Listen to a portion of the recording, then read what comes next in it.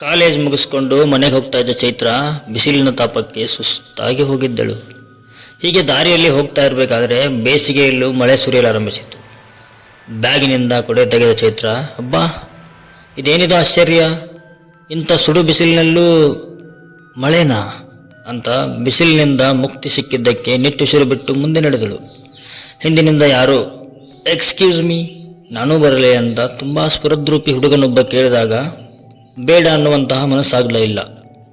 ಹಾಗೆ ಒಬ್ಬರಿಗೊಬ್ಬರು ಮೈಗೆ ಮೈ ತಾಗಿಸಿ ಕೊಡೆಯ ಅಡಿಯಲ್ಲಿ ನಡೆಯುವಾಗ ಪುಳಕಗೊಂಡ ಚೈತ್ರ, ಯಾರು ನೀವು, ನಿಮಗೆ ಮದುವೆ ಆಗಿದೆಯಾ ಅಂತ ಕೇಳಿದಾಗ ಅದಕ್ಕೆ ಉತ್ತರಿಸಿದಂತಹ ಆ ಸುಂದರ ಯುವಕ, ನಾನು 2-3 ದಿನಗಳಿಂದ ಇದೇ ರಸ್ತೆಯಲ್ಲಿ ಈ ಭಯಂಕರ ಬಿಸಿಲಿಗೆ ಬಳಲಿ ಊಟ ನೀರಿಲ್ಲದೆ ಜೀವ ಬಿಟ್ಟಿದ್ದೆ ಅಂದ.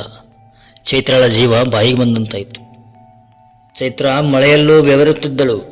ಹೃದಯ ಜೋರಾಗಿ ಹೊಡೆದುಕೊಳ್ಳಲು ಪ್ರಾರಂಭಿಸಿದಾಗ ಮತ್ತಷ್ಟು ಭಯಗೊಂಡಳು. ಯಾಕಂದರೆ ಇಷ್ಟೊತ್ತು ಅವಳ ಪಕ್ಕದಲ್ಲಿದ್ದ ಹುಡುಗ ಇರಲೇ ಇಲ್ಲ. ಹಿಂದೆ ಮುಂದೆ ನೋಡಿದರೂ ರಸ್ತೆಯಲ್ಲಿ ಯಾರೂ ಇರಲಿಲ್ಲ. ಇದ್ದಕ್ಕಿದ್ದಂತೆ ಮಳೆ ನಿಂತು ಬಿಟ್ಟಿತು.